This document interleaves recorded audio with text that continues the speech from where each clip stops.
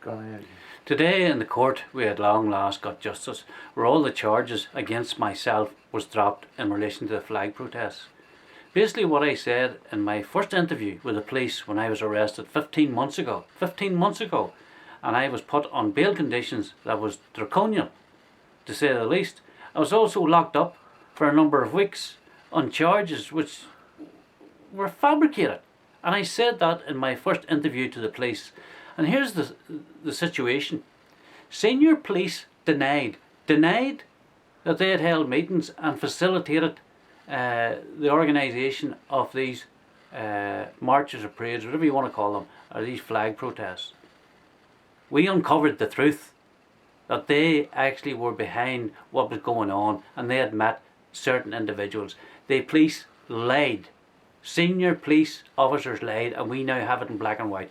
My first port of call was the police ombudsman when I walked out of that courtroom. They didn't even have the decency to let us know in advance.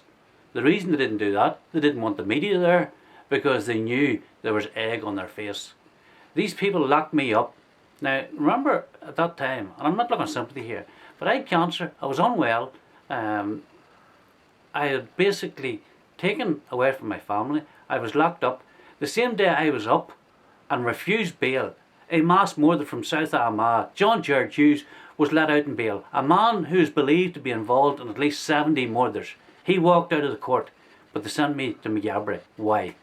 Because I stood up for what is right. I stood up for the flag of this country, like a lot of other people in this country did. They have stood up for what they believe to be true, and that is the right to fly your flag. And I would not bow the knee, and I still will not bow the knee. And people say we can't win. We can win. There's now saying here in Northern Ireland, and something like this, no surrender. Well, I can tell you that still stands with a lot of us. Now, people, the time has come for to stand up and make your voice heard. No more dilly-dallying around. No more playing with the future of this country and playing with the lives of the people who paid a very, very heavy price to defend it. People in the UDR, the RUC, the prison service, the army, who are being demonised by the IRA, brutalised by the IRA. And what's going on with our politicians now? They're doing not a thing about it. And it's time it has stopped. I am certainly no well-educated student or a well-educated individual who went to Queen's or went to whatever. But the one thing I do have, and that is my word. I have never broken my word, and I always stand for what I believe in. No amount of money will buy me or people like me. And when I say me, it's not just me.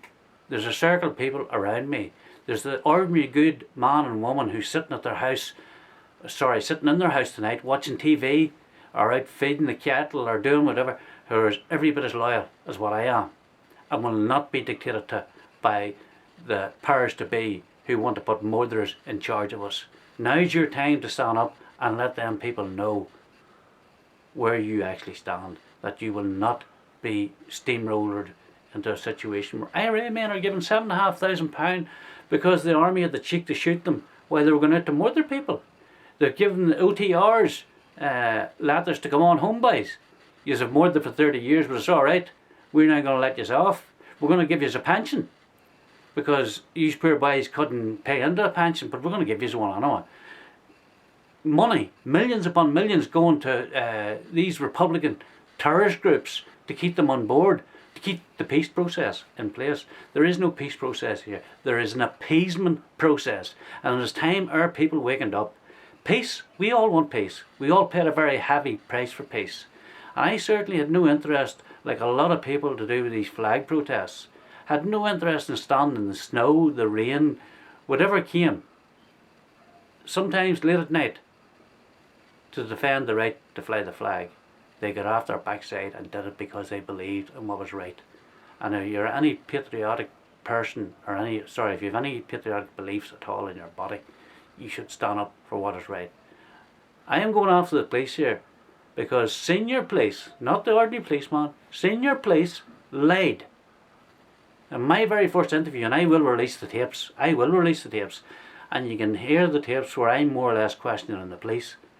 What I said in my very first interview was that these were all concocted charges. and that I wouldn't probably even get bail when I go for bail. That was my very first interview. Everything I said come to pass. Now they've become that embarrassed with what we have found out. Now, but here's the thing, folks, if it hadn't been for my legal team and the good work of a lot of people around me exposing a lot of the things that went on, I could have been lying in jail. Because the charge that I was charged with was the first man in the United Kingdom to be charged with that offence. Directing or being involved in trying to direct people to commit serious crime was brought in to deal with extreme hate preachers. And who did they charge? Willie Fraser, because they want to put Willie Fraser down as some type of nutter. Now, Willie Fraser may not be a very, very well educated man, but Willie Fraser is no fool.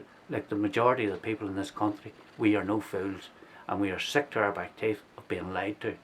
And I'm saying to you people tomorrow, get up and go out and vote, but vote for the right parties.